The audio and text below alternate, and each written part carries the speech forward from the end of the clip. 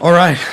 Came away with the win. There's some moments in that game that I certainly wish we could have back and execute a little bit better. I think we put ourselves in some tough positions at times.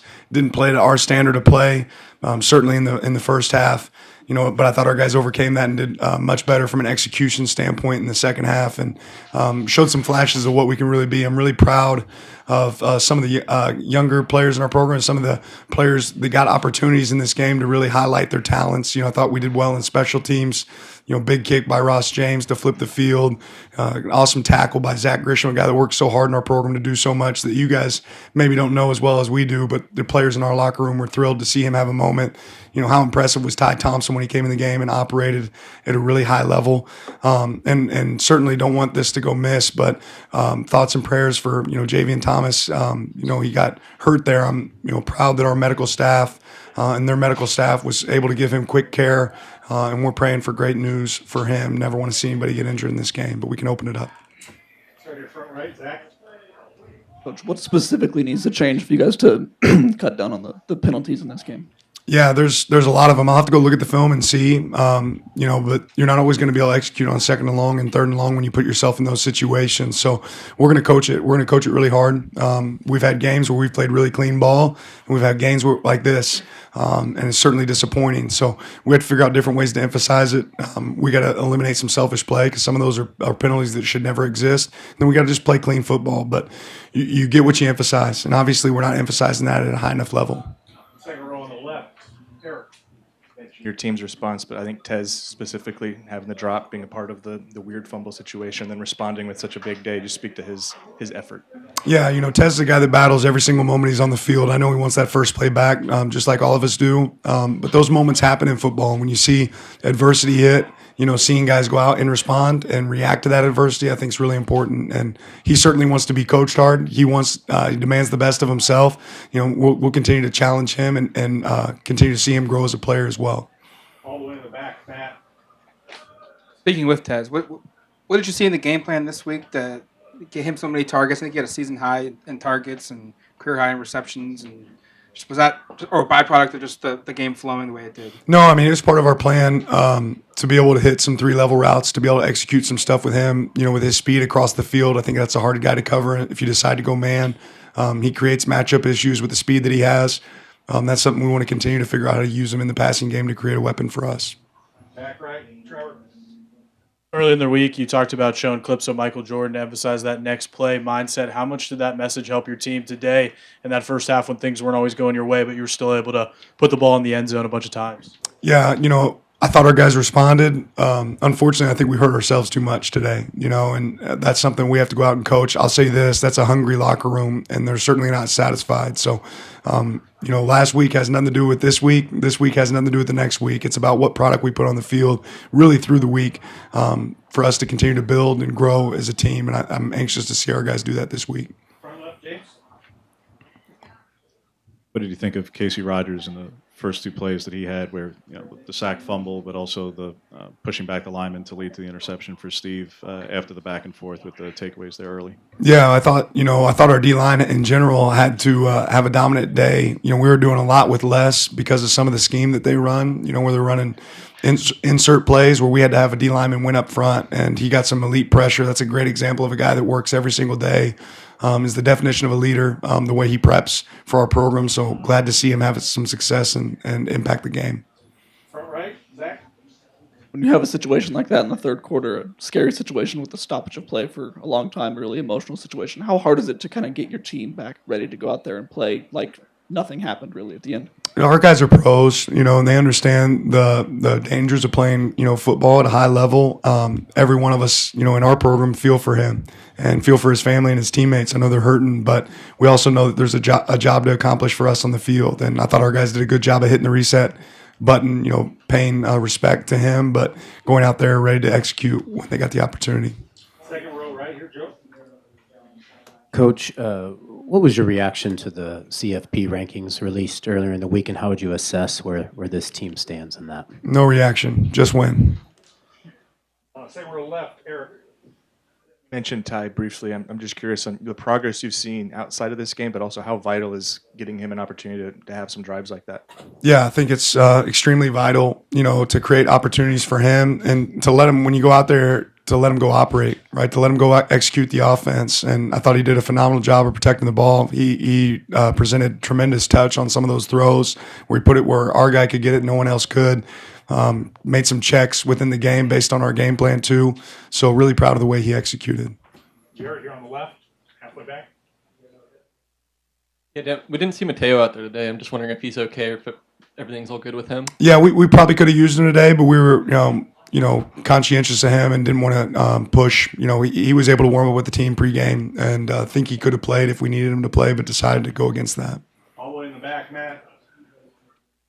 What'd you make of the first quarter? Just how it impacted the game for you guys? Yeah, disappointing. It was a disappointing first quarter for me. I mean, I've got a standard that I think that we should play at. It really doesn't matter about who we're playing, and we didn't play well enough there to start. Now, it's hard when you play good teams and you put yourself in that hole. I think we got to learn from that, and you have as much to learn from wins as you do from losses. We won the game today, but there's a lot that we can learn, especially early in that game, that we can execute better. Front left, James.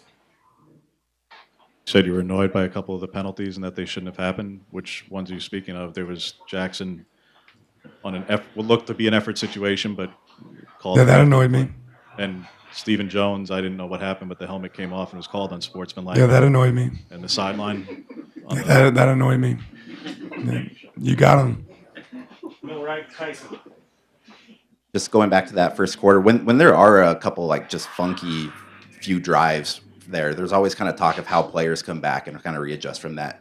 How is that for you guys as a coaching staff when there's just, it just kind of seems you're just looking for that traction? Like what sort of conversations did you guys have amongst yourselves? Well, it's really similar to what Trevor brought up earlier about next play, right? You can't live in the past, but that means you can learn from your mistakes. So when we make a mistake, let's not make the same mistake, right? Good teams don't make the same mistake. And it looked like we made a lot of different mistakes today. But we have to eliminate that. We have to be able to get to the next play and make sure that we don't shoot ourselves in the foot. Like that happened too much today. Front right, Zach. Cattle's a really good rushing team. They average almost 200 yards per game. You guys held them to half of that today. How impressed are you by this defense week after week, being able to go up against the opponent and really kind of shut down their main thing? I thought we should have held them to less. Again, our standard isn't based on everybody else. I thought our coaches had a good plan. I thought we didn't execute it as well as we could have.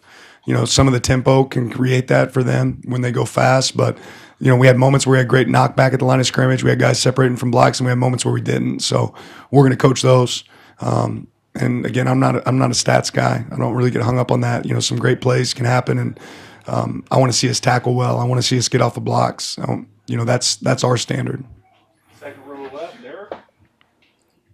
Decision to go with Cam in there for that long of a field goal. Just walk us through that, and is that about the edge of his range, I guess? Yeah, I'd say it's probably the edge. We just want to take a chance. You're kind of in no man's land. You could go for it on fourth. It's a longer fourth where you're not going to probably have a ton of success. You could potentially do a pooch punt or do a punt like we've done with Bo in the past.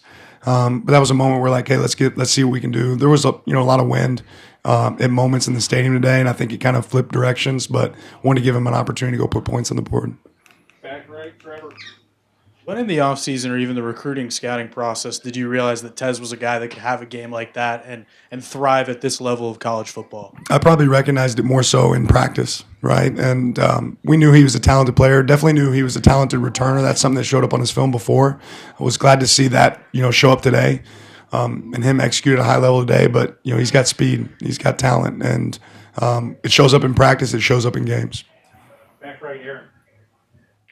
Heading into your kind of last 3 games of the season, luckily 2 of them are here at Autzen Stadium, but how crucial is it going to be to kind of fix those mistakes in the first quarter, knowing that you only have a couple more opportunities to really make an impact before the postseason? Yeah, it only matters when it matters, right? And we don't want it to be the reason that hurts us. So it's really important we fix all those quickly, right? And we've done a good job of addressing issues, throughout the season that we're like, okay, we have to go improve this, and our guys have really attacked it. So I'm certain that they'll do the same thing this week. Front left, James.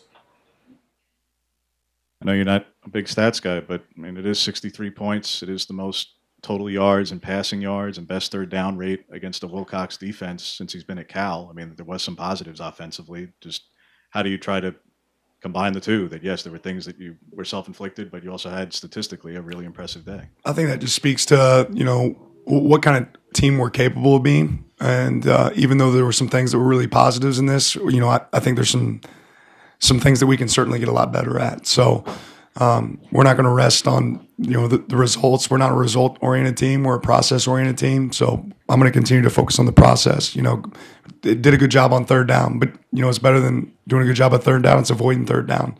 And so there's some things that I think we can really improve on and that we'll continue to focus on. Right, Zach? Bo, do anything that surprises you anymore, or have you kind of seen it all, expected this type of performance anymore? The throw he had to Trayshawn surprised me. My heart stopped for a little bit. That was, an interesting one where he was able to ad lib and create something, out of nothing. So I thought that was a big time play by him. I don't know what he had today, 6 touchdowns. I mean, it's pretty impressive. I think anybody that's watching Bo right now knows he's playing at a really high level. He's a competitor. He makes us different and certainly makes his team better. Middle right, Tyson. You guys announced before the game that you'll be giving a postseason award in honor of Dave Wilcox. What went into that, just establishing that, and just, what have you kind of been able to learn about Dave and his career and life and your time here? Well, obviously he's an exceptional player, but the more I've learned about Dave, you learn about an exceptional human. That means a lot to this program. Obviously his sons played here as well. It means a lot to them. That family means a lot. Their names out there on our practice field, and what he's given to the game of football, what he's given, to the University of Oregon, is something that we really cherish. So it's something we want to honor in the future. Oh, we have, Coach. Appreciate it. Congrats on the Thank you, win. guys.